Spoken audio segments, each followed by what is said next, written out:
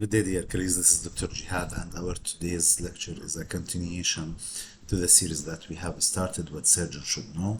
And today we are going to talk about anal cancer. And as a brief introduction to the anal cancer, actually, we divide anal cancer to two types based on region. These are the anal canal cancer and the perianal, a little bit low perianal cancer. This classification will actually reflects on my workup, the histological type that is predominant, and also in the treatment. What we have to know that squamous cell carcinoma is the most common type of anal cancer, whatever in the anal canal or even below. Actually the mainstay of treatment is non-surgical. It's chemo radio. We will talk about chemotherapy and radiotherapy in details and how to deal with inguinal lymph node regarding the diagnosis using PET scan or treatment using radiotherapy. We will talk about also. We will review different histological types such as adenocarcinoma, which appear a little bit up when we up in the anal canal or the proximal anal canal. Actually, we know that the most common type of cancer in the GI or lower GI is adenocarcinoma. So it's hard to differentiate anal adenocarcinoma from distal rectal tumor, and sometimes it's a simply rectal invasion. But we have to keep in mind that fistula or chronic fistula in the anal and perianal region can be a risk factor or precursor for the adenocarcinoma of anal cancer. Adenocarcinoma, actually, when we compare it to squamous cell carcinoma, it's of lower survival rate, and treatment it's similar to how do we treat other lower GI malignancy with surgery. What else? We will talk about verrucous carcinoma, which is large and lack of invasion, and treatment is mainly with wide surgical excision. Just we are reviewing what we are going to talk about. Also, we are going to talk about melanoma and how it is chemo radio sensitive, and actually the survival doesn't depend on the type of surgery I do. Should I go for radical resection in a form of abdominoperineal resection, removing all the anus and bringing a permanent stoma, or just do wide local excision? Because it doesn't depend on my treatment, the survival, because actually melanoma, patient with melanoma suffer from distant metastasis. So the problem is not with the local control, but with the distant metastasis. And so we nowadays start with local excision is the first choice when we are talking about melanoma. You will understand that in the next few minutes. Perianal Paget disease, we know that Paget disease can be in the breast, but extramammary also present in the perianal canal, in the perianal region, and it's also called intraepithelial adenocarcinoma. And what's unique to Paget disease of the anus is that it may be associated with other malignancies, and in this case it is in this scenario it's in the rare condition where we advise colonoscopy to investigate other lower GI malignancy. Of course, the treatment is resection, but we will know that it requires actually mapping biopsy. You will understand this in the what do we mean in the next few minutes. Also, basal cell carcinoma, when we start to talk about perianal distal anal cancer, we know that basal cell carcinoma is the most common type of skin tumor, and the treatment is with wide local excision. It rarely metastases, it actually do a radical invasion to the surrounding tissue, and it's in the perianal region. Actually, it's not in the anal canal. And we will talk about the GIST tumor or non-epithelial tumor or mesenchymal tumor, and how we can go for wide local excision or radical excision depending on the margin, because here we are talking about the sphincter, is it preserved or not, and we can use also, similar to the treatment of GIST tumor in other part, we can use tyrosine kinase inhibitor to enhance the resectability. Again, if you see here the classification, the World Health Classification for anal cancer, depending on the histopathological type, you can see that squamous cell carcinoma is the most common, 85%. We have adenocarcinoma, we see a rectal type of a gland or within fistula.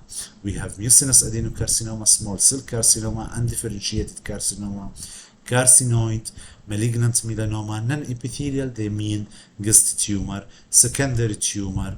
And when we talk about the risk factor of anal cancer, we have to remember the HIV infection status, and we will separately talk about the HIV infection and anal cancer and how this will also guide my treatment. Immunosuppression, even after transplant or after glucocorticoid, chronic glucocorticoid therapy.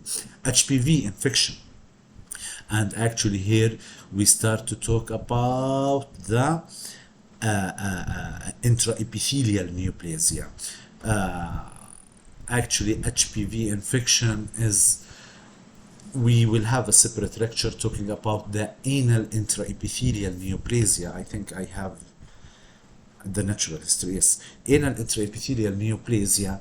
Actually, it's like the precursor of the anal cancer, and this is caused by HPV. It's similar to the cervical intraepithelial neoplasia we study in the university and causing cervical cancer.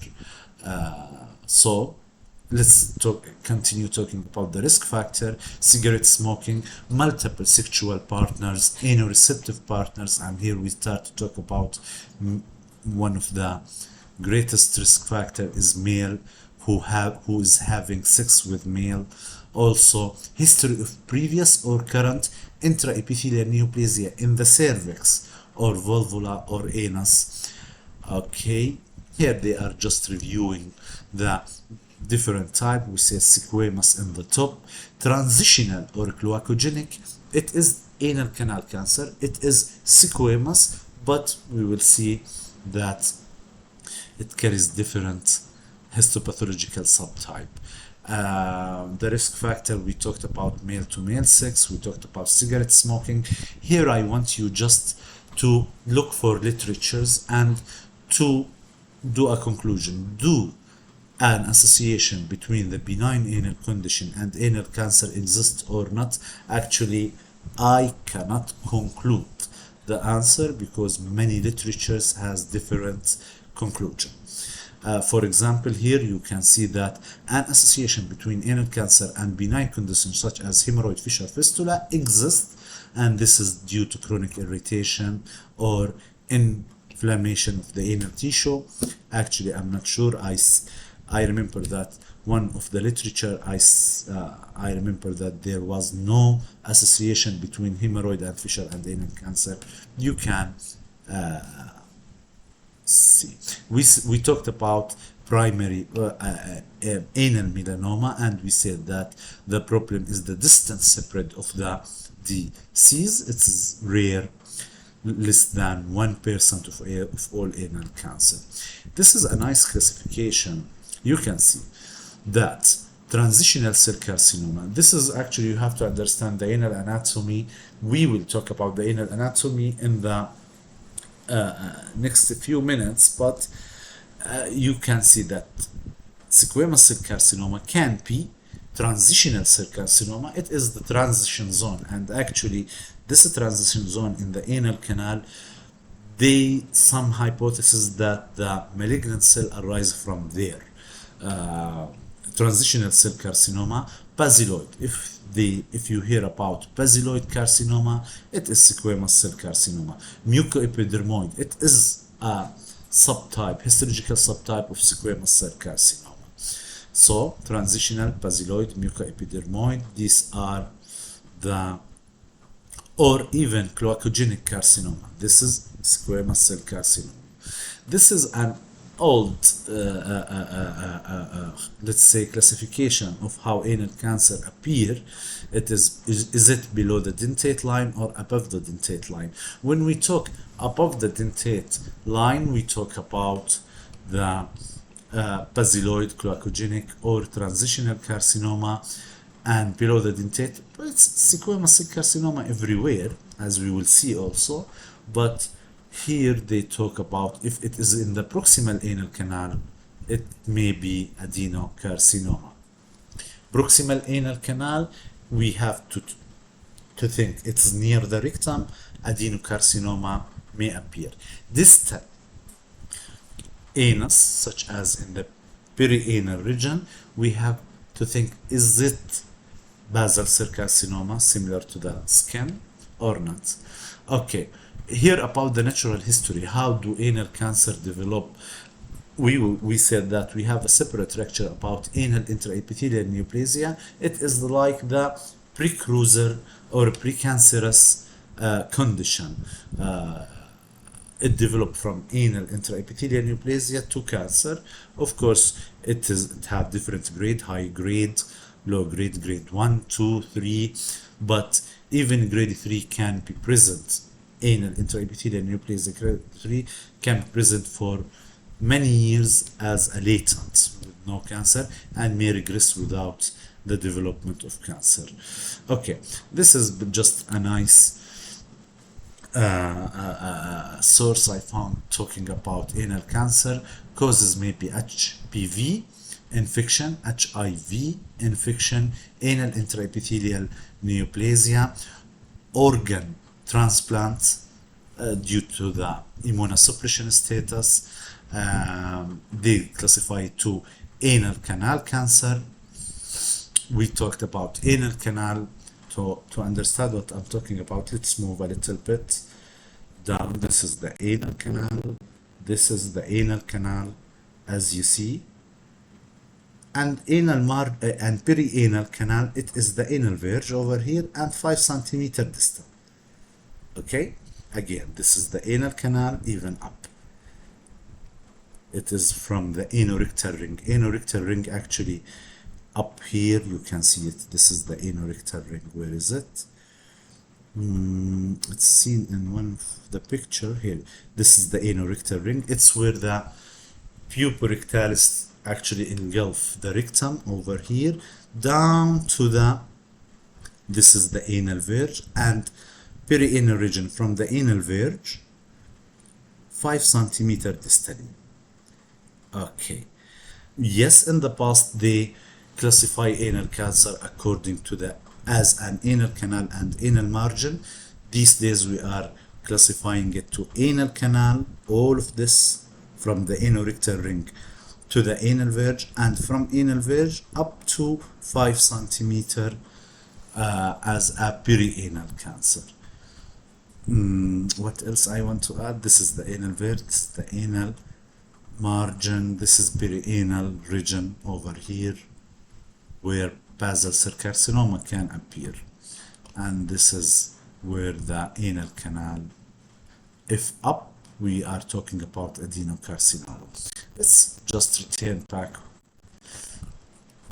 This is an old literature, but a nice also. Anal canal tumor arises from the anorectal ring proximal to the anal verge distally and include the anal transition zone and the non-hair and gland bearing squamous cell tissue. Actually, squamous cell tissue start distal to the dentate line. Proximal, it is columnar tissue.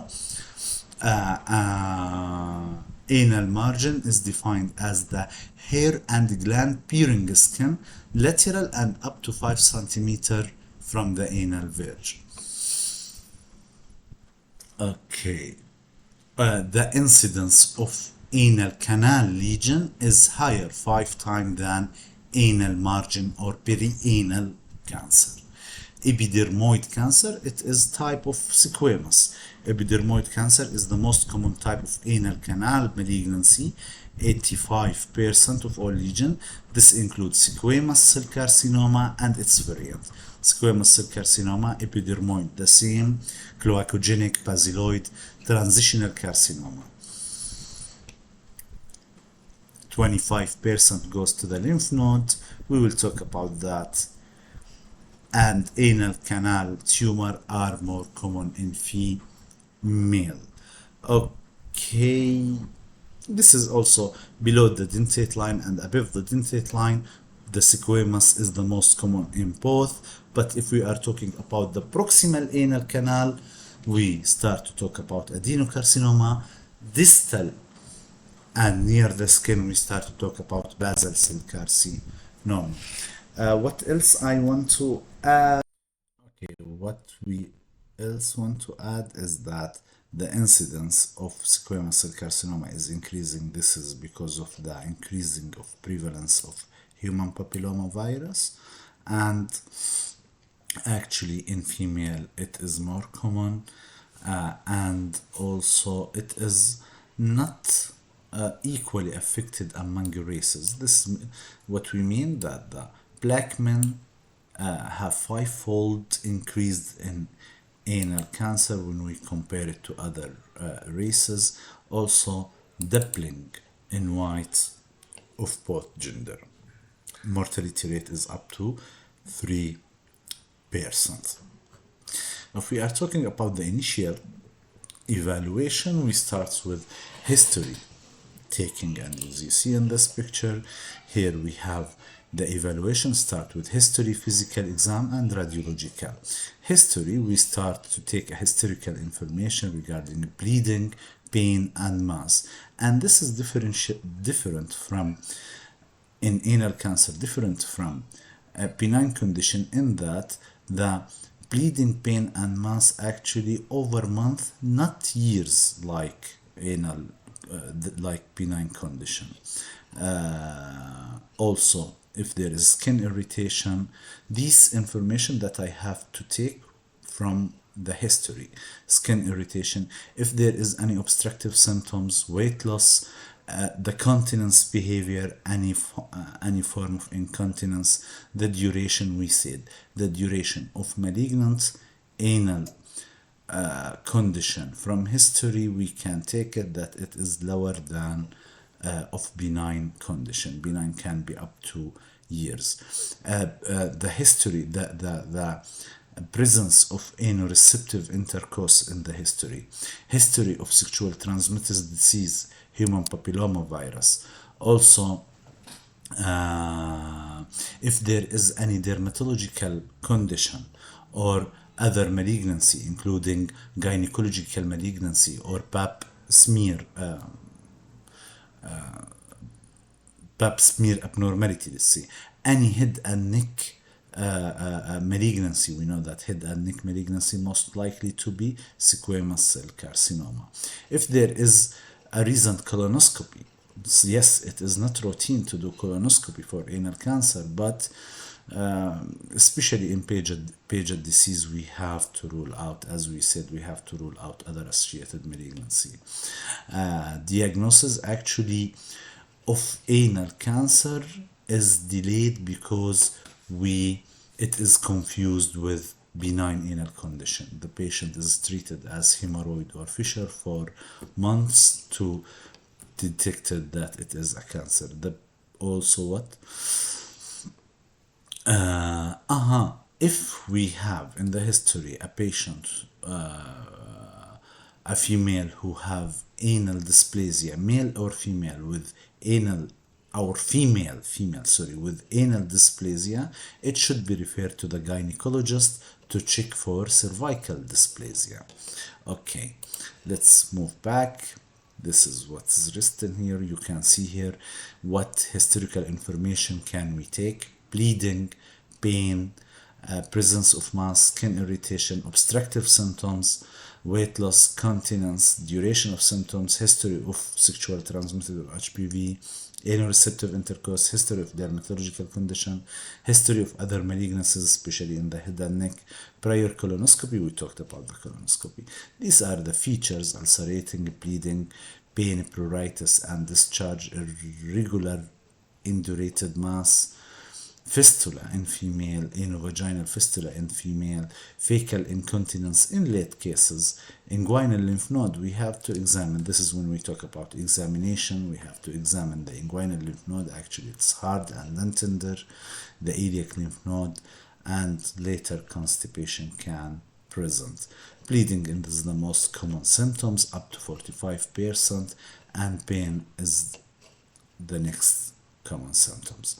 You can see rectal bleeding, pain, sensation. This information we can take from the history. If we move to the physical exam, okay, we continue with physical exam. And as you see here, physical exam, we have to complete our exam with attention to the inguinal region. Anus, perineum, this will include digital rectal exam, anal exam, and we have to characterize the mass, the size, site, distant from the anal verge, the sphincter, continence, mobility, any ulcerated mass. Also, in this stage we have to do histological confirmation before proceeding to treatment, and we have to avoid large wound during the biopsy because this may delay the chemotherapy. Also, attention to HIV testing if we are suspecting squamous cell carcinoma will help. Okay, let's move back. We said anal exam, we said inguinal exam, we have the size, the location of the cancer in the anal canal or perineum, mobility of the mass, presence of ulceration, evaluation of the anogenital region. For synchronous HPV related, we have to evaluate the vagina, head and neck for checking for HPV related lesion. Also, HIV testing for newly diagnosed squamous cell carcinoma will guide my chemotherapy and radiation regimen, and also will help me in evaluating other health related malignancy associated with the HIV. Histological confirmation, we said, is necessary, but large excisional biopsy should be avoided because this will delay my treatment. This is just sorry for interruption. This is an algorithm of how should I work with anal cancer. I just want to this level to show you how we have to confirm the histological diagnosis with anoscopy and biopsy. This is actually an in-office procedure, outpatient procedure. History and physical exam. Note the anal function, HIP risk factor, tumor size, location, inguinal lymph node status. That's enough up to here. And here also, anal canal or anal margin region, we have to do biopsy. And then we move to digital rectal exam, inguinal lymph node evaluation, biopsy if suspicious, and the other we will talk about when we talk about the radiological evaluation: chest x-ray, chest CT, endoscopy, CT, MRI, PET. Consider HIV testing and CD4 level if indicated, gynecological exam for women including screening for cervical cancer. And here is the same. Let's move to radiological evaluation. Okay, and we will talk about radiological investigation. You can see here that we have to start with CT with contrast to the chest, abdomen and pelvis. PET scan is not routine, but It can upstage, downstage the tumor. Do not change the treatment plan. What is proven that negative PET scan post-treatment is associated with 2-year disease-free survival. So it's good if it is negative post-treatment. It's indicated when there is suspicious on CT. Chest, abdomen, or pelvis. If there is suspicious, so we go to PET scan. Sorry, MRI is helpful for locally advanced to assess the relation to the sphincter, to the vagina, to the bladder, etc. What else we can add regarding the radiological investigation? As you see here, of the radiological investigation, we have chest X-ray, chest CT scan, abdomen, pelvis CT scan, or MRI. MRI delineate the anatomy better than the CT scan. What else regarding? Okay, let's move a little bit down to staging. Actually, this staging is the staging system for squamous cell carcinoma, as you see here. Okay, staging.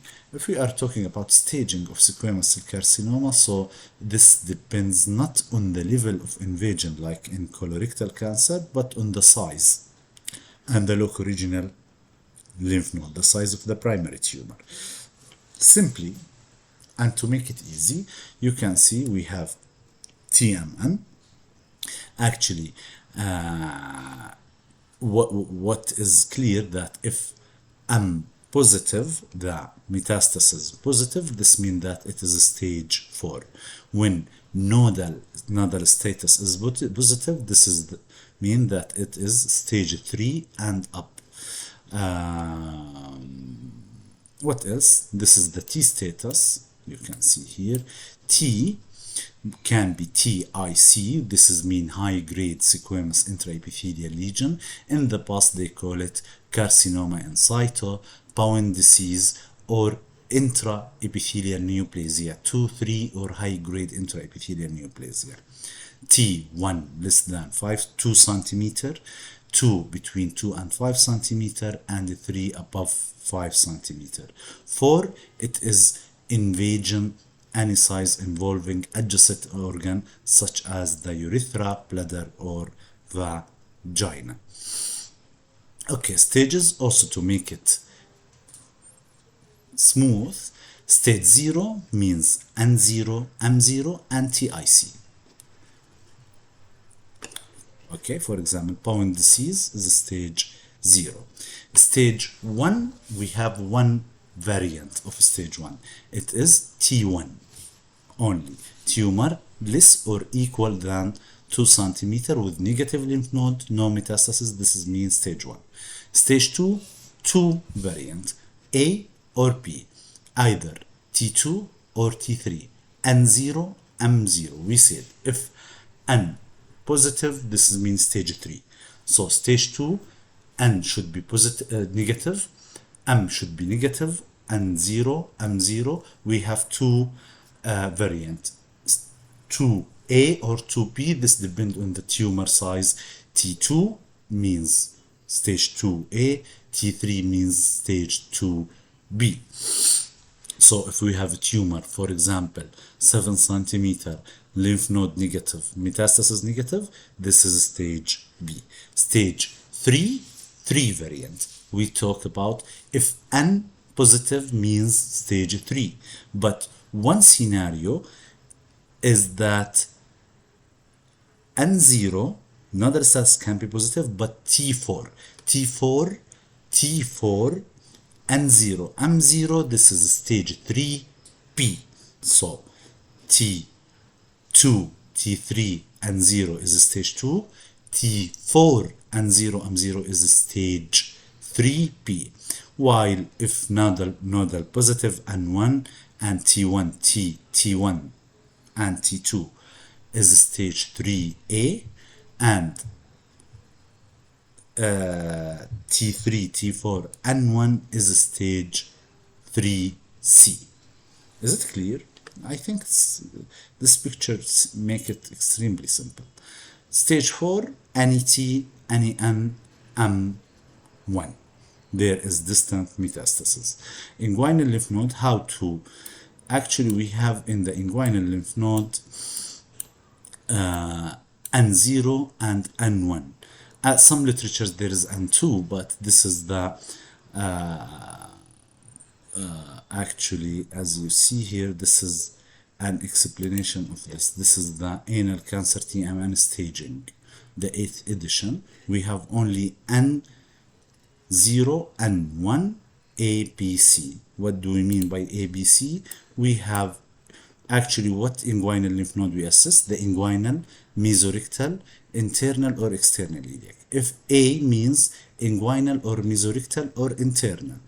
B, when we talk, and 1B, when we start talking about external iliac. External iliac plus inguinal, mesorectal or internal A, this is C, N1C. Let's move back. This is how it looks like. Okay, we talk about the radiological evaluation. We start with CT. We talked about that PET scan is not routinely done. It's not recommended routinely. We said that it is associated negative post-treatment PET CT have very good 2-year survival.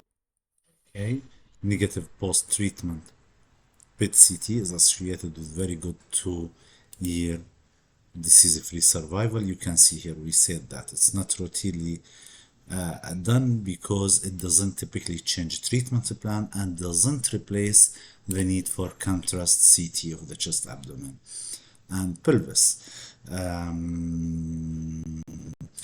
This is what we talk. This is the T stage. This you can see here a tumor less than 2 centimeter T1, more than 2 centimeter. It is. This is between 2 and 5 centimeter T2, T3 tumor in the anal canal. This is the inguinal lymph node. Actually, this depends on the literature and the edition you are reviewing. What I advise you is just the N1 and 0. N0 means no tumor. N1 we have A, B, C. A means inguinal, mesorectal or internal iliac. B, external iliac. C, both. This is the inguinal. This is the inguinal region. This is the internal iliac lymph node. This is the perirectal lymph node, and depending on that, this is how the stage can guide my treatment. We said squamous cell carcinoma is treated chemo-radio. If we are talking, please attention to that. If we are talking about anal canal squamous cell carcinoma, this is true chemo-radio. One exception is the anal margin. This is here we start to talk about the sphincteric complex and nearity to the sphincter. So if it is, this is the clue to the this picture. If it is in the anal margin and stage 1 well differentiated, so local excision is accepted. Yes, we will talk about this in detail, but here is stage 1 well differentiated, local excision, re-excision or chemotherapy if that failed. So otherwise, surgery in the anal canal, you can see that stage 1, 2, 3 or 4, surgery radical or local generally contraindicated. My treatment, stage 1, for example, radiotherapy, fluorouracil chemotherapy, mitomycin. Stage 2 and 3 also radiotherapy and chemotherapy. Stage 4 also radio and chemo. In stage 4 we start to talk about cisplatin and other cetuximab. Anal margin, we said this is the clue. Stage 1 well differentiated, we can go for local excision. Stage 2 and 3, stage 4 also chemotherapy. My lovely part, the anal anatomy. Okay, the anal anatomy, let's see. In brief, anal canal length is 3 to 4 centimeter. It is shorter in female, mean 3 centimeter in female. It can be of a glandular mucosa. When we talk about glandular mucosa, it is the proximal anal canal, 1 to 2 centimeter. We move a little bit down to the dentate line. This region is called the transition mucosa, near the dentate line, where the vertical column of Morganglia present. This is a transition from non-keratinized to non-keratinized squamous cell epithelium. Actually, transition from columnar, which is the above the dentate line, columnar epithelium, to non-keratinized squamous cell epithelium. If we move down more, we start to talk about keratinized stratified squamous. Keratinized, there will be present the hair and the skin appendages. We will explain it on the image right now. So, columnar to non-keratinized to keratinized. Actually, the transition region, which I will show you now, it is hypothesized that it is the origin of the carcinogenic cell. It is the origin of the carcinogenic cell. Okay, if we are talking about the anal canal, we can divide it also to proximal and distal. We talked about the anal canal and the perianal region. The anal canal itself starts from the apex of puborectalis. You know, these may be those who did PR well, they can feel the puborectalis ring from the levator ani, from the apex of puborectalis, which is palpable, a sling palpable at the anorectal ring. The puborectalis actually engulf the rectum, so there is an anorectal ring, and distal to the mucocutaneous junction. It is the anal verge where mucus stop and cutaneous we start to talk about the skin. We will show it in a picture. What we mean by squamous: basiloid is squamous. More distal we start, there will be no glands, it will be keratinized. We start to talk about the perianal skin at the anal margin, which is keratinized, and here present the skin appendages up to 5 centimeter. I will show it to you. And we start to talk about, this is the anal canal, this is the perianal, the anal canal. We clinically how we can differentiate anal canal and from anal perianal canal, perianal region. The anal canal, we cannot visualize the lesion with simple traction, while perianal CA, the cancer can be visualized with gentle traction.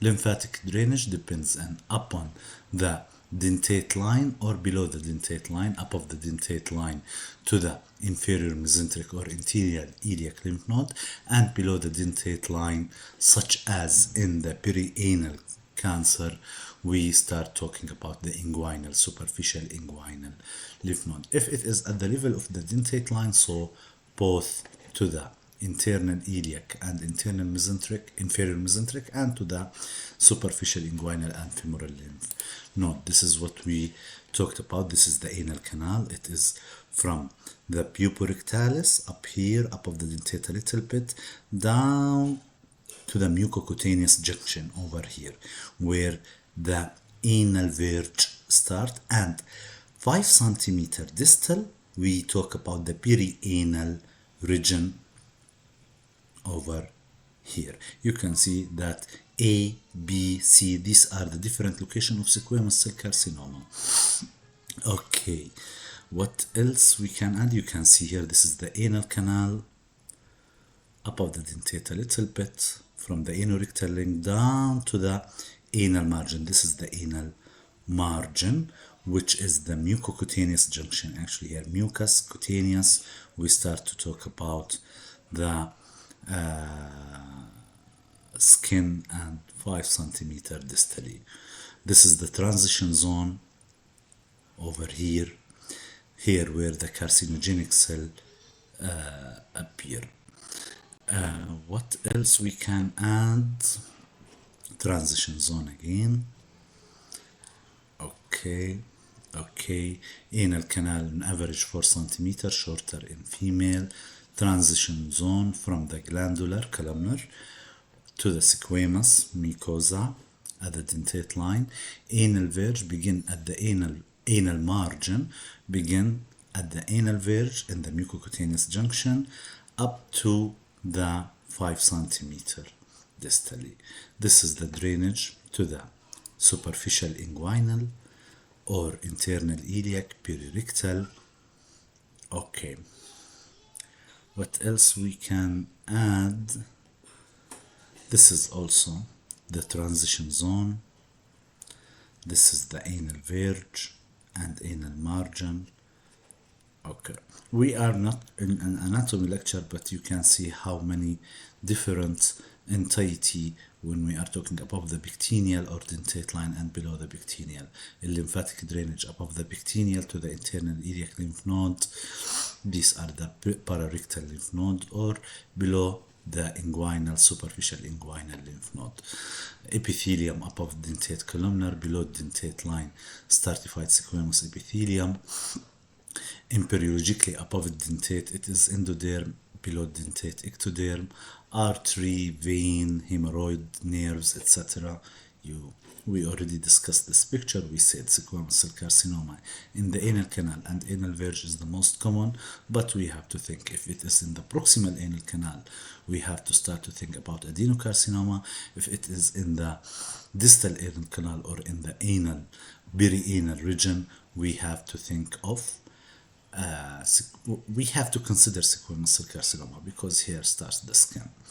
Okay, what else we can? We are not in an anatomy lecture, but this is also a picture showing you. I think we have a picture about anal and perianal region. Okay, let's talk about, we discuss staging, evaluation, general review. Now we will talk about squamous cell carcinoma, perianal and anal, and what is the difference what's the difference between them. Okay, perianal squamous cell carcinoma, we said that we have squamous cell carcinoma, the most common. It can be present in the anal canal, it's the most common in the anal canal, and in the perianal region. Actually, let's see in brief. Perianal region, actually we have the keratinized squamous epithelium. We said above the dentate line we are talking about columnar epithelium. Below the dentate line we start to talk non-keratinized squamous epithelium. At the perianal region we start to talk about keratinized squamous epithelium. From the anal verge in the perianal region, we define it as the space or the region from the anal verge to 5 centimeter radially. It is less common. The perianal squamous cell carcinoma is less common when we compare it to anal canal squamous cell carcinoma. Okay. Actually, how to differentiate perianal squamous cell carcinoma from anal canal squamous cell carcinoma at the molecular level? We have expression of CK5/6 and CK13 in the perianal squamous cell carcinoma. The prognosis when we compare it to anal canal is better. Perianal squamous carcinoma is better than anal canal. We already talked about, particularly in perianal canal squamous cell carcinoma stage 1, these are well differentiated. There is a rule for surgery. In the anal canal, no, we will see.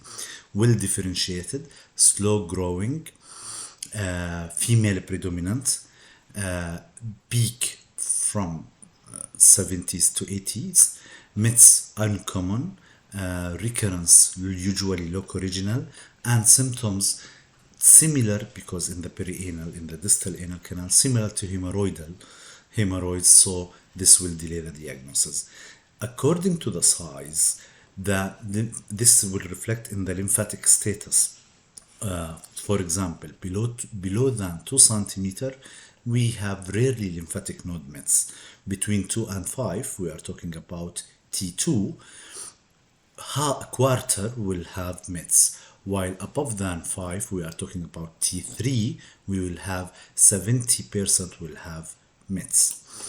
Still in the perianal squamous cell carcinoma, we said particularly in stage 1 perianal, not anal, perianal squamous cell carcinoma, we can go for wide local excision with 1 centimeter margin.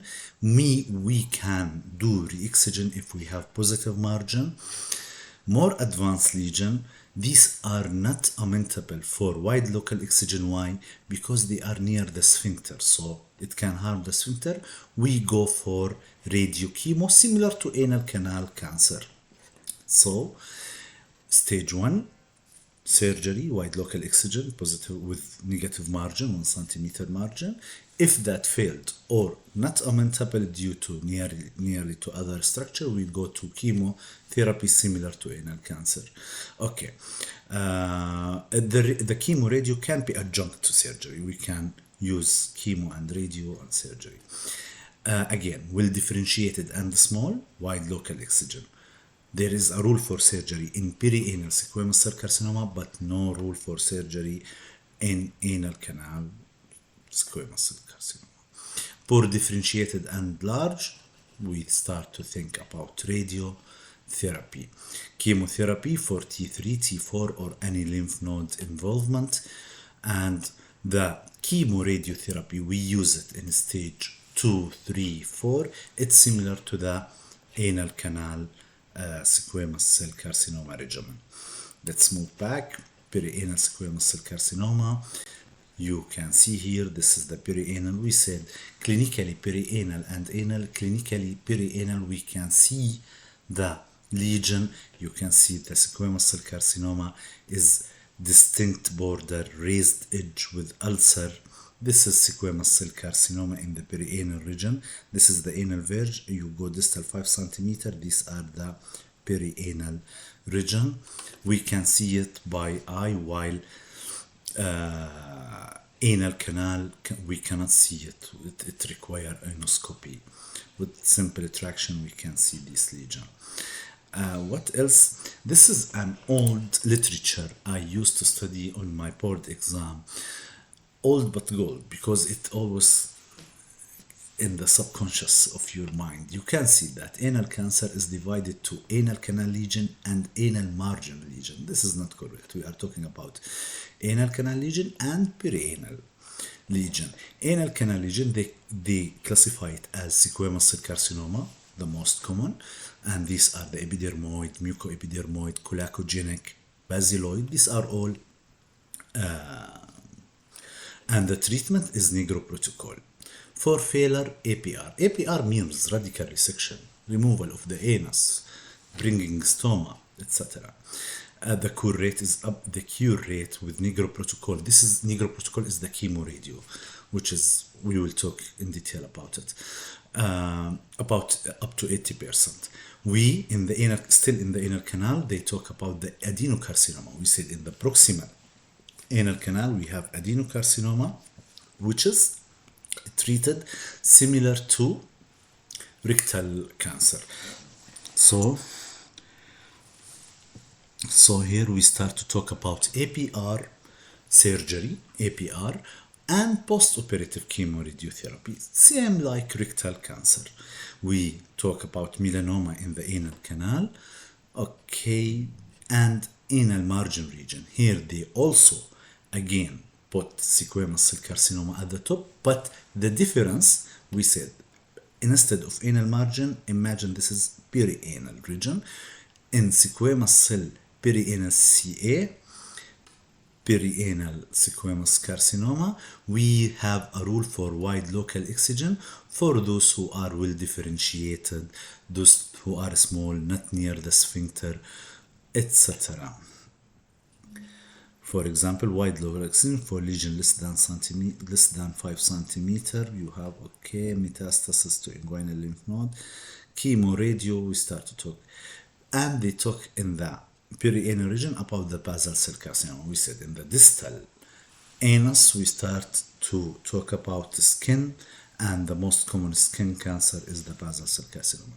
This is a nice picture showing you how to work with perianal, with anal margin lesion or perianal cancer.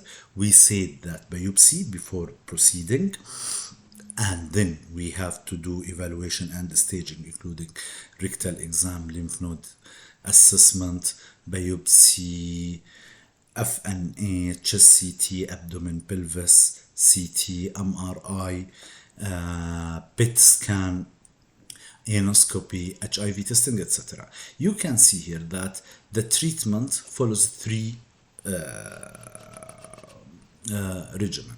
First, and this you will face only in perianal cancer, that T1 and 0 will differentiated, we have local excision. Here we have rule for local excision. This is in the perianal region. If we move down to anal canal, you will not find that. This is the anal canal. You see, only chemo radio. We have, this is the main difference between the two. Let's move up again. We have rule for T1 and 0 well differentiated local excision. Of course, if we have adequate margin, this is good. Inadequate margin, either excision or we go to chemo radio. Other tumors, we go to chemo radio, for example, T2 up to T4 and 0, any T, any N. It's the Negro protocol as anal canal. If metastasis, it's similar, it's chemo radio, but they add cisplatin instead of the mitomycin and fluorouracil. Here they advise for cisplatin-based chemotherapy plus minus radiotherapy. Anal canal squamous cell carcinoma. Okay, anal canal squamous cell carcinoma, we said here no rule for local excision or wide local excision. The rule is for chemo radio, what we call it the Negro protocol, as we will see. This is an example of anal canal squamous cell carcinoma. I know that some of you can say it's visualized without an interaction. Yes, but it extends internally. So this is anal canal squamous cell carcinoma that PR will complete the exam and we will see a tumor that extended inside the anus. The main difference between perianal and anal squamous cell carcinoma that anal have no rule for wide local excision. The idea appear with this surgeon, where is it? Where is he? Called Norman Negro in 1970s, a colorectal surgeon who tried to use chemo radio, the fluorouracil and mitomycin for the treatment of anal canal squamous cell carcinoma, which appear to be promising, and we are using it till now. Regarding the chemotherapy, you can see here anal canal cancer. Actually, in the past, before 1974, the treatment was surgical, either wide local excision or APR. Nowadays, with Negro, radiation and chemotherapy. Chemotherapy, actually, studies still every day about which is the best agent. The standard regimen we use is 5-fluorouracil, and here you please apologize me for any pronunciation that may be incorrect, but the classic regimen is 5-fluorouracil and mitomycin C plus radiotherapy. Radiotherapy proven that it will decrease the loco-regional recurrence in about 18% and disease-free survival from 5 year to 7 year. Many studies about can we use capecitabine instead of fluorouracil. Actually, what we have that for stage 1 to 3 squamous cell carcinoma, it have the same survival, colostomy-free survival, loco-regional recurrence, complete response if we use capecitabine instead of fluorouracil. Mitomycin, can we remove it from the regimen? If we remove it, we will have lower disease-free survival and we will have more surgery. So mitomycin is advised. Cisplatin actually, it is the cornerstone for treatment of squamous cell carcinoma of the head and neck. We study it in anal canal squamous cell carcinoma, but to be a substitute of or to use it instead of mitomycin or fluorouracil, no difference in point. So cisplatin, actually in some literatures they advise it for advanced, we will see, for advanced cases in anal canal squamous cell carcinoma. In certain condition, we can use neoadjuvant chemoradio before going to surgery. And in certain cases, selected cases, we can use induction chemo, especially in those with T4. T4 means there is invasion, so we can use induction chemotherapy, especially without radiation, especially if we have prior pelvic radiation or minimal symptom, etc. Also, we talked about other regimens, cisplatin and mitomycin, and the use is cetuximab. This is an epidermal growth factor inhibitor. Also, it's not acceptable and associated with some toxicity. Let's go back here. You can see that they here advise that the classical protocol, 5-fluorouracil plus mitomycin, and removal of mitomycin is associated with higher colostomy free and disease free survival rate. Mitomycin is advised. What else I can add? We talked about the cetuximab. Okay, let's remember that there is a rule, it's associated with higher toxicity. You can see here in the workup of anal canal cancer, we have no surgery. We discuss these when we go to the clinical stage, either T1, T2, T3, T4. The treatment is mitomycin, fluorouracil, radiotherapy plus radiotherapy. Okay, you can see here that there are many regimens. For example, here for local cancer, 5-fluorouracil plus mitomycin, or we remove 5-fluorouracil and we use capecitabine and mitomycin, etc. For metastatic disease, they add cisplatin. Okay, fluorouracil plus cisplatin. Okay, these are different regimens for treatment, but what you have to remember that the main stay of treatment is chemo radio. Right, if we want to talk in detail about radiation, okay, and about the radiotherapy, the more dose you give radiotherapy, the higher local control, the higher disease-free survival, but also the higher toxicity and the higher tissue destruction. So balance should be done.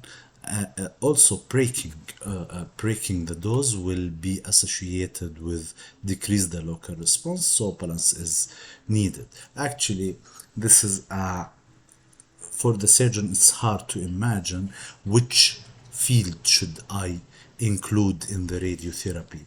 So radiology to the radio to the anus, the field should include the perineum, the sphincter complex, the pelvis bone.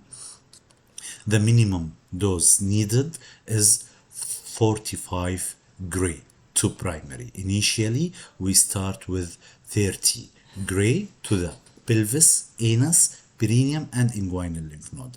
Additional 10 to 15 gray is given for T2 to T4 and clinically positive lymph node. We have two type of radio. This is actually, I hope that no radiotherapist is watching us, because it looks like stupid that we do not know them. We have two models. It's called the intensity modulated radiotherapy. Actually, this is the preferred, but require more experience, better than the 3D conformal radiotherapy. We have complication. This is dose related. To avoid this complication, we can use bariatric rim or vaginal dilator. The complication can be acute or chronic. Acute in a form of bleeding, pain, urinary frequency, and chronic impotence, vaginal stenosis, incontinence, and bony fracture. If we go here to radiotherapy, we said we have the intensity modulated radiation therapy is preferred over the 3D conformal radiation therapy. Okay, what else we already discussed? These are general principles of radiotherapy. For example, let's say we said minimum 45 grays. PET scan should be considered for treatment with radiotherapy.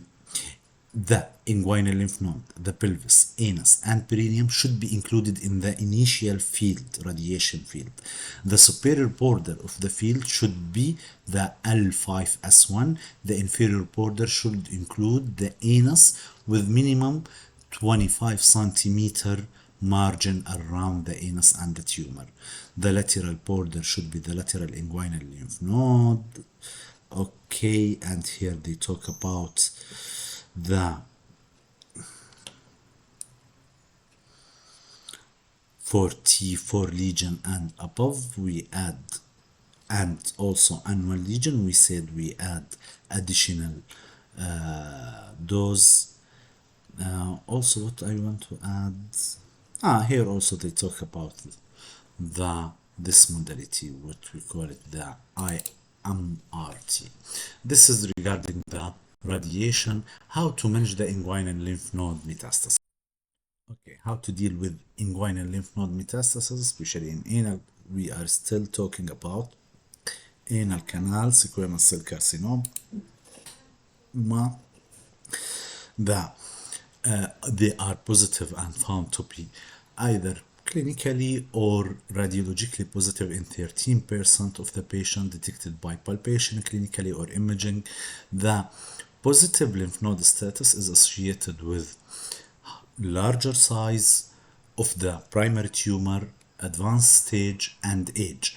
Those who are old with large size found to be 25% lymph node involvement. And this is the rule behind the routine use of radiotherapy.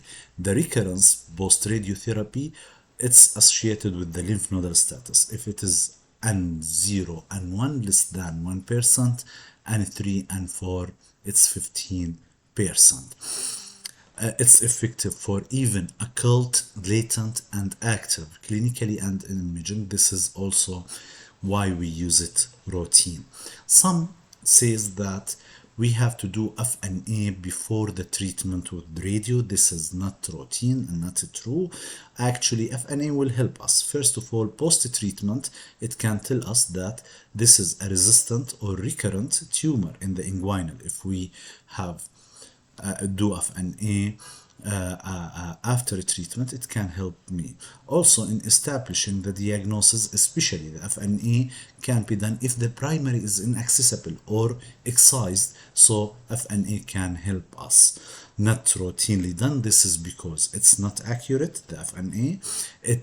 The PET CT scan also is a good alternative for FNA, and do not change the treatment plan.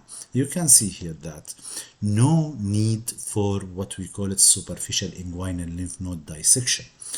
No need to excise them. before chemo radio. This is associated with high mortality and complication. One of the indication for PET-CT scan is that it is suspected but not palpated on CT scan. We have a lesion in CT scan, but we do not know. We go to PET-CT scan. Okay, inguinal lymph node metastasis, mainly we treat them by radiotherapy. Do we have a rule for surgery in inguinal canal? And from the beginning of lecture, we said perianal squamous cell carcinoma, we have in stage 1, we have rule for surgery. Okay, and in anal canal squamous cell carcinoma, do we have a surgery, rule for surgery? Okay, the answer is no. No rule for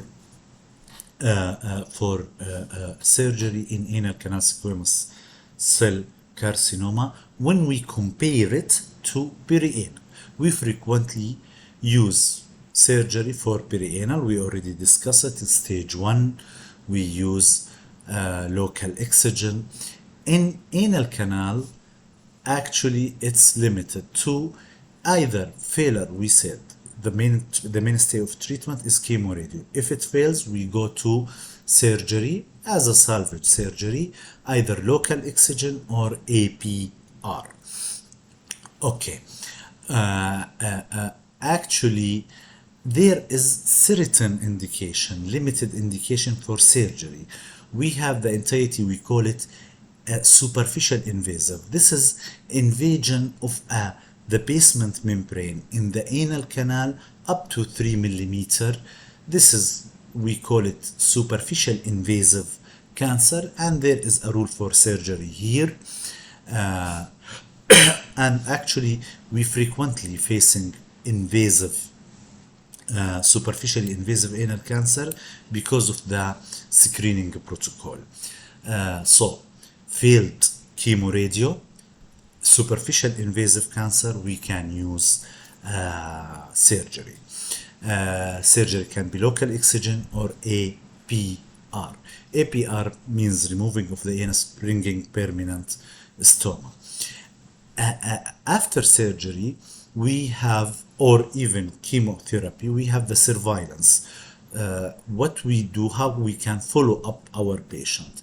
Actually, we have to remember one important point, that up to 6 months after completion of chemoradio, tumor regression can happen, even after completion of your treatment. So, if you are doing surveillance using digital rectal exam or anoscope and you find a lesion, if it is stable and or shrinkage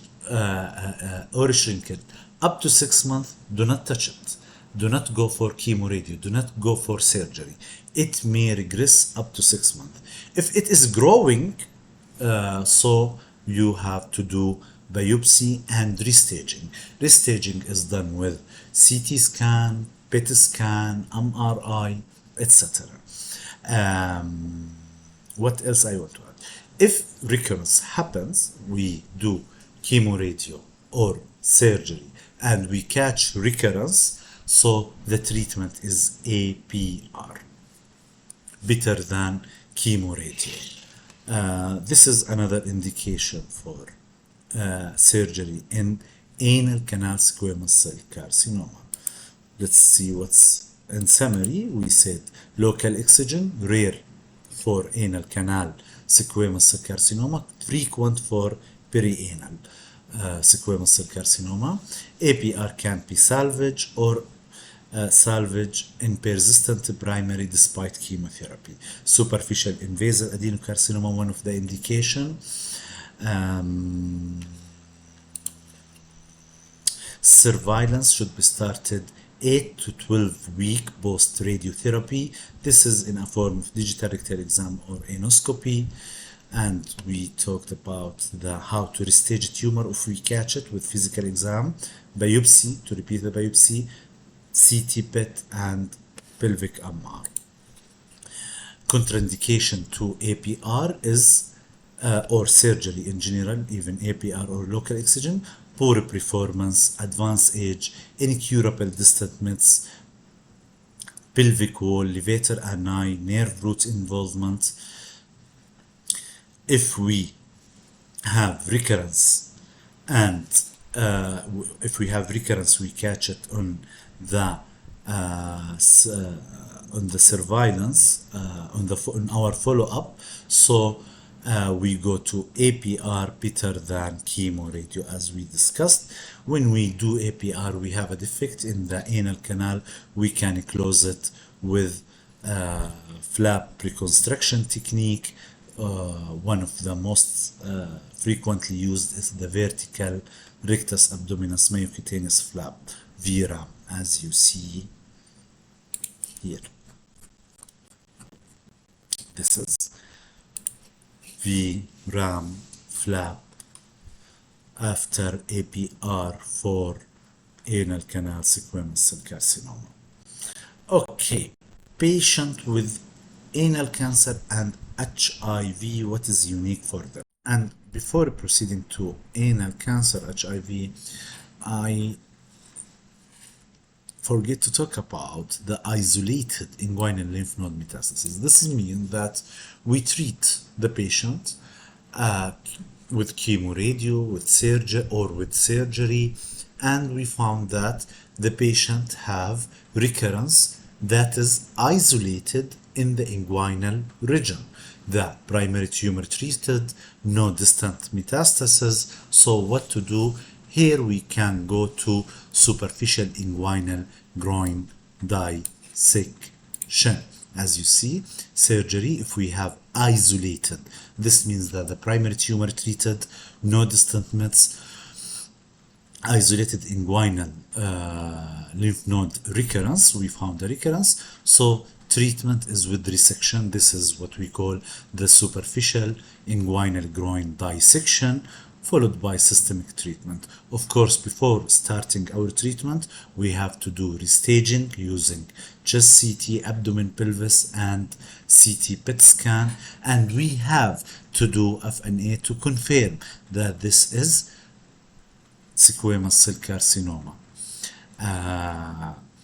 Okay, regarding the HIV and anal cancer, of course, patient living with HIV, abbreviated PLWH, have a higher risk of anal canal cancer compared to HIV negative patient, but they have the same 5-year overall survival rate, rate of complete response. The treatment regimen is the same, same toxicity of the chemoradiology, same tolerance. Of course, radiation induced skin toxicity may be higher, especially they are immunocompromised. The treatment is the same as guideline to the HIV negative. So everything is the same, actually normal, and we said that we use the tissue sparing technique IMRT better for them, and they are frequent survival. Okay, so in HIV patient, no change regarding the treatment protocol for this patient. Yes, you can see in this lecture that there is a conflict between HIV patient should receive lower dose of radiation and chemotherapy, and there is no necessity for not necessary to alter the standard management. What we advise according to our literatures that the same, no change in the treatment regimen for HIV positive patient. Surveillance, we briefly in the previous minute talk about the surveillance for patient after we complete our treatment. We complete surgery for perianal cancer or chemoradiology for perianal and anal canal squamous cell carcinoma. Surveillance for anal canal and perianal squamous cell carcinoma is the same. We start, as you see, we start 8 to 12 weeks after completion of radio to give time for inflammation to subside. This is in a form of digital rectal exam, anoscopy, inguinal lymph node exam every 3 to 6 months up to 4 to 5 year. We should do documentation because the examiner can change in a form of a photo, and for the initial and for the follow-up lesion.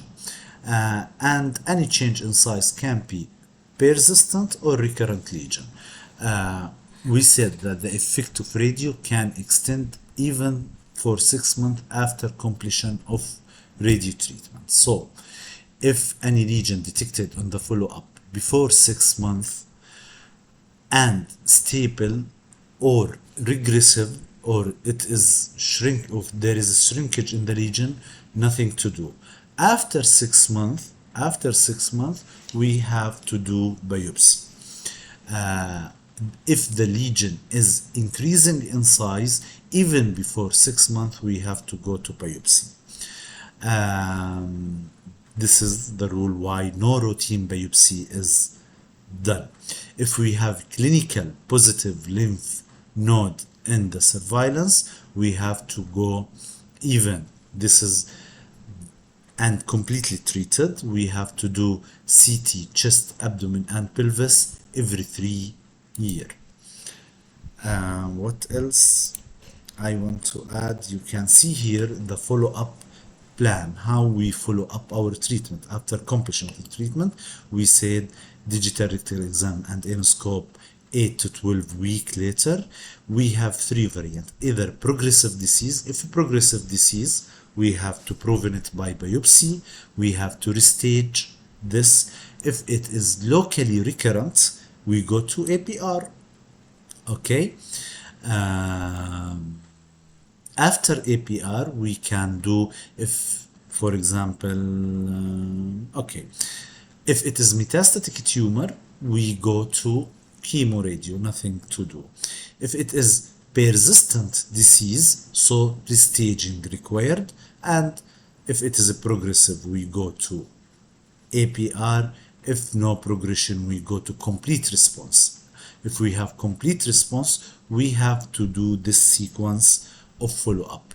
Every 3 to 6 months, we have to do digital rectal exam, endoscopy, inguinal lymph node palpation.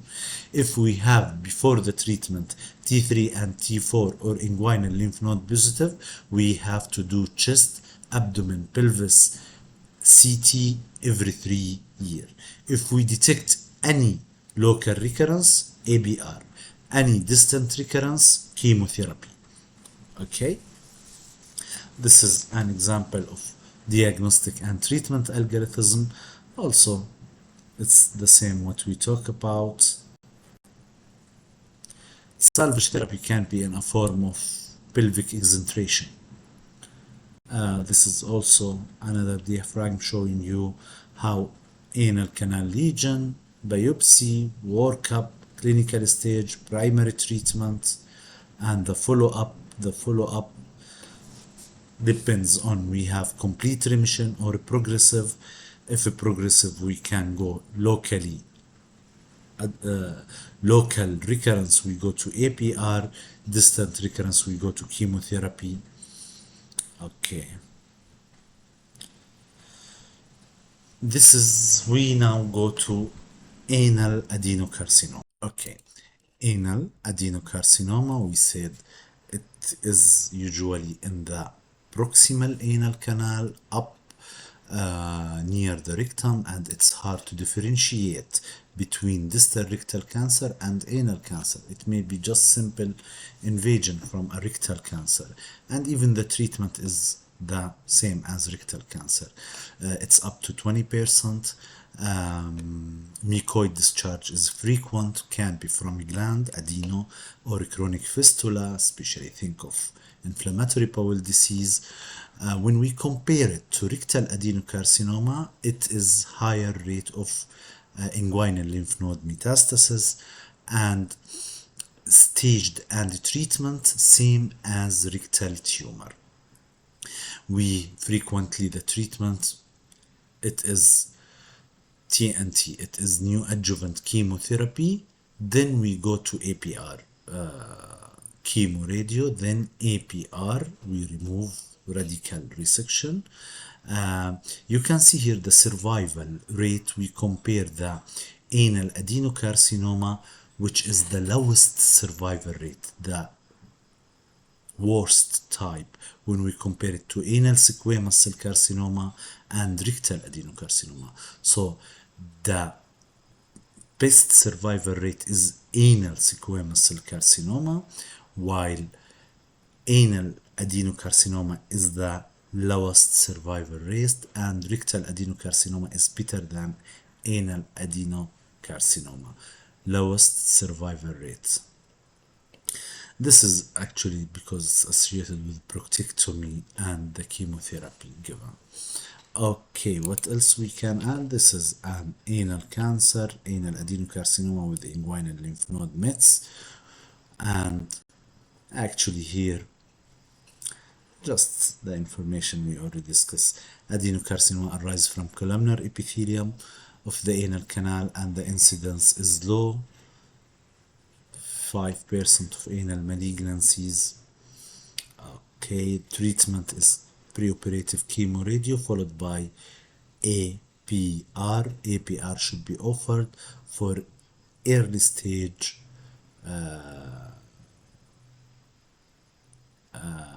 adenocarcinoma. Verrucous carcinoma, or it's known as Bushkill-Stein tumor or giant candylomata. It is a large exophytic cauliflower lesion in the perianal skin, in the distal anal canal. It is large, infiltrating with surrounding tissue. Actually, 2 weeks ago, we faced a patient with verrucous carcinoma who was treated by the dermatologist with conservatively with photodynamic therapy, but failed, and it's referred to us for more aggressive treatment. It's actually associated with HPV 6 and 11. There is a controversy. Is it a benign or malignant tumor? Is it benign with late invasion to the basement membrane, or it is a slowly growing squamous cell carcinoma with tendency to local invasion? Following the excision, 50% recurrence, so recurrence rate is high, and even 50% of malignant transformation if it is benign 5 years post the diagnosis. The treatment of choice is wide local excision. We can use APR, we will talk. When we compare wide local excision to other conservative management, so wide local excision is best when we compare it to chemoradio, laser, photodynamic, antiretroviral treatment. These are modalities that we can treat verrucous carcinoma with, but local excision is better.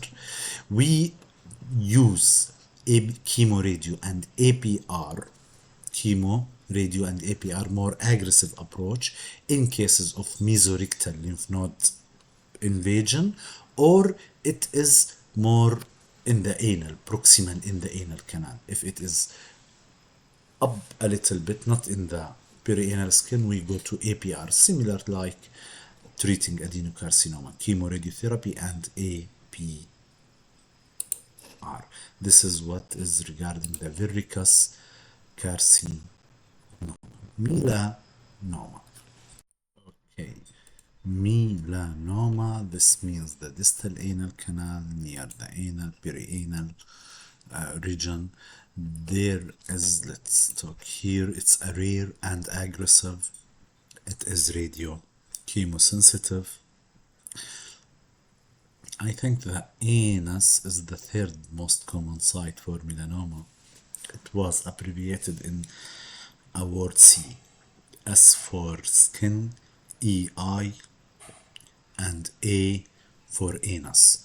So it's rare and aggressive, 1% of all melanomas and 0.05% of all colorectal malignancy.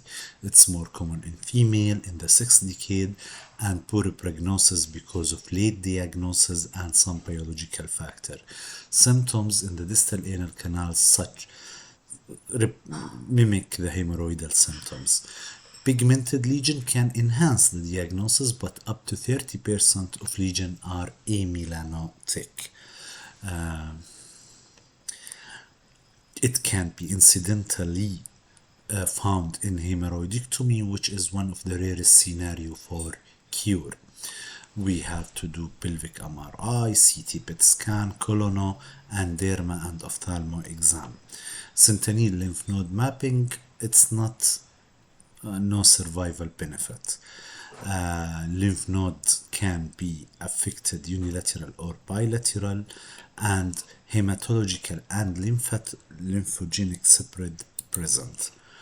The no TMN staging, the stage is according to the level of the invasion, like any melanoma. Stage 1 and 2, these are local, but stage 1 without infiltration of the muscular layer, stage 2 with infiltration of the muscular layer, stage 3 is regional, and stage 4 is distant tumor. The treatment, actually in the past it was APR, removing the anus, but recently we start to think of wide local excision, conservative surgery, and that when we compare APR to wide local excision, there are no survival benefit of APR. Why to proceed for APR if I can do wide local excision? Because treatment failure is not from local control but from myths. So okay, so the treatment is wide local excision or APR, wide local, and no survival benefit for APR.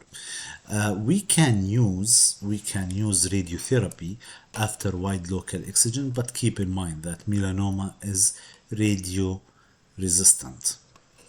Okay, some molecular study can help us in diagnosing and treatment, especially in melanoma. These are the BRAF. We have the BRAF inhibitors and the c-KIT. If they are positive, we have the tyrosine kinase inhibitors, such as imatinib in melanoma. These are the stages: local with infiltration of the muscular layer, regional with or without lymph node, and disseminated tumor. What else?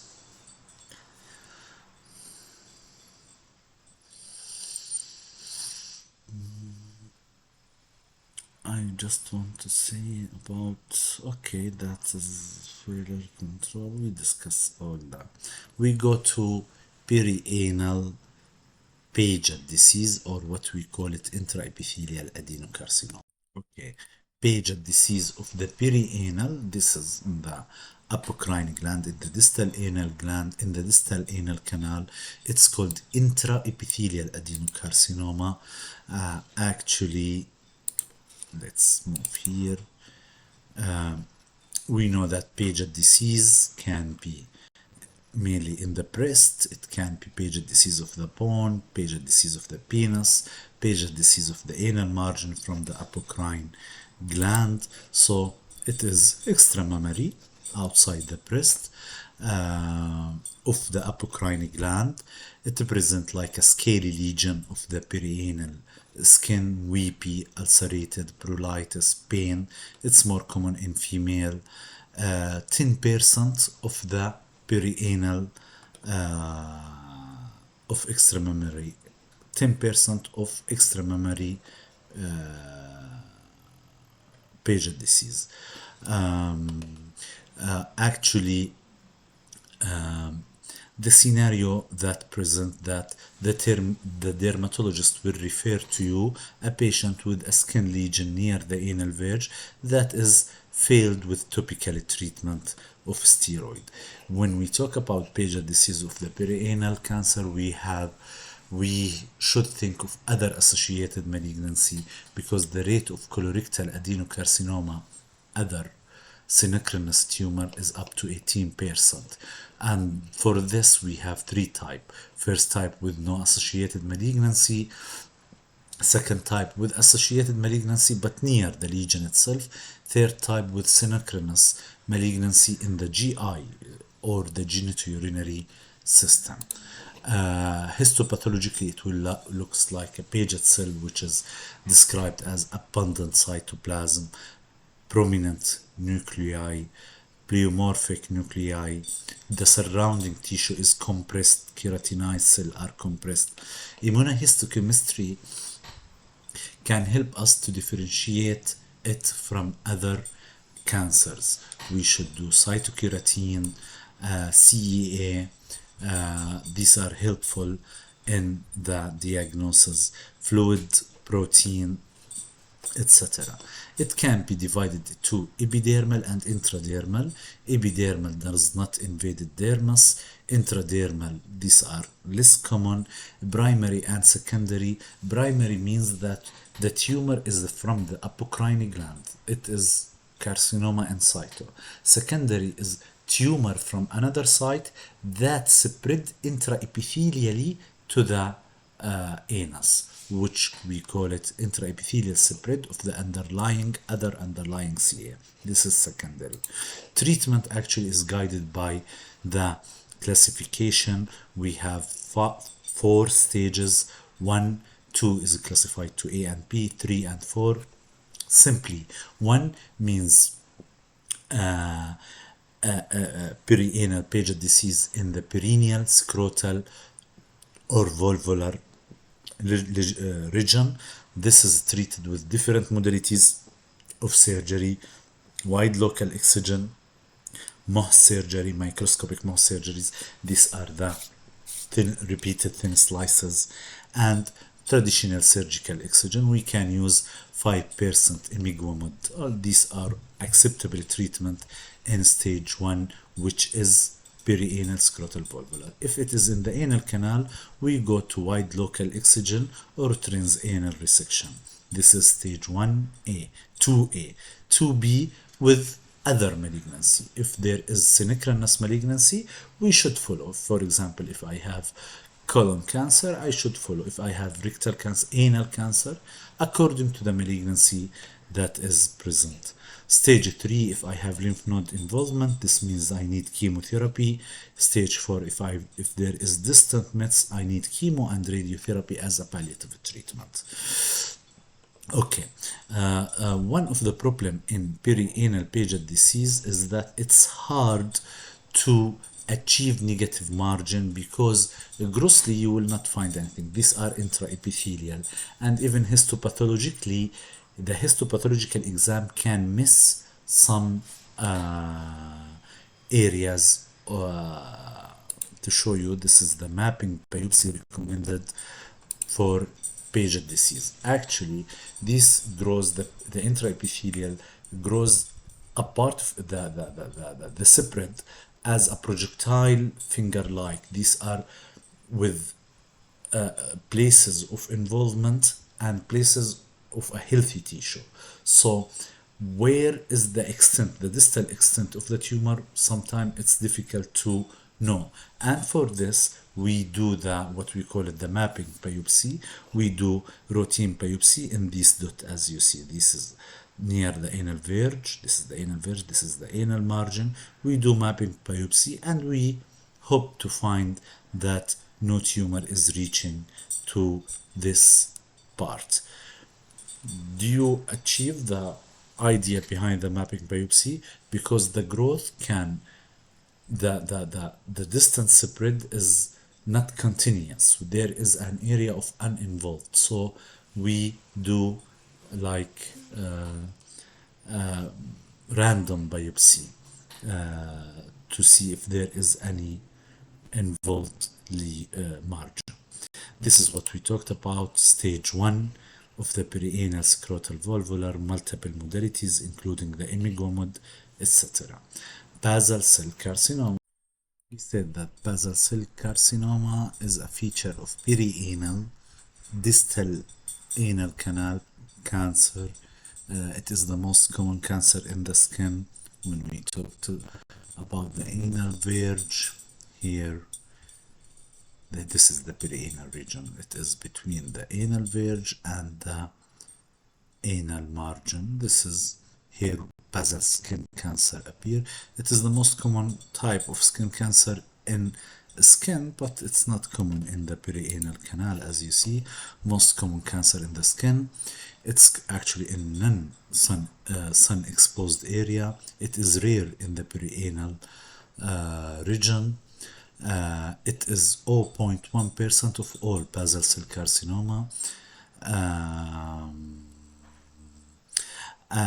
Associated with other synchronous lesion in other parts of the body, so exam of the whole body is required.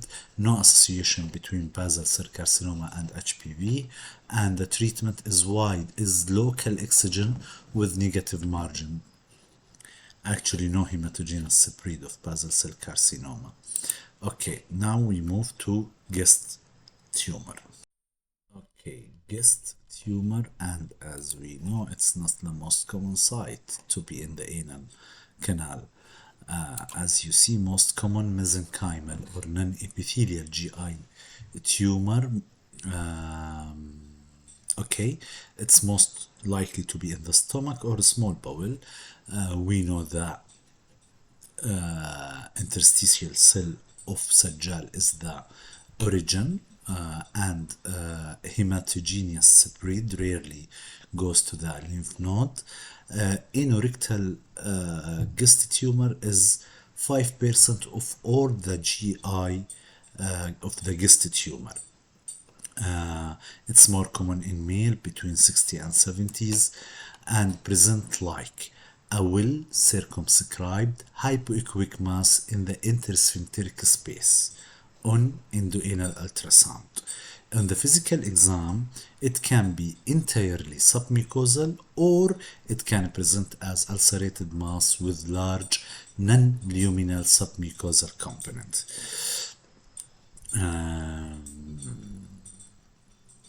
The diagnosis better with MRI than the endoluminal ultrasound to see the loco-regional staging. If we have suspicious false distant mets, we go to CT, chest, abdomen, and pelvis, plus minus PET scan. We have to do biopsy for large mass to guide our treatment, especially the need for new adjuvant chemo. Small tumor, we can go for excision. Large tumor with high mitotic rate, ulcerated, we can proceed to targeted treatment. This is what we call the tyrosine kinase inhibitor, imatinib or Glevex. This will reduce the tumor to facilitate the surgery. If it is less than 2 centimeter, low mitotic rate less than 5/50, local excision if I can preserve the sphincter, plus minus pre-op tyrosine kinase inhibitor. If it is larger, I have to go to local excision or radial excision. Some advise the radical excision because this is an aggressive tumor with chemo. Local excision is associated with higher recurrence, but actually the radial and local excision is the same survival. Recurrence is a problem with gastrointestinal tumor disease because it have a long latent time, up to 10 years. So we have to follow the patient post the treatment. Even post the treatment, we have extended surveillance. Okay, this is the guest tumor. This is how gastrointestinal stromal of the anus, small mucosal non-ulcerated guest tumor. And here we reach the end of our lecture. See you.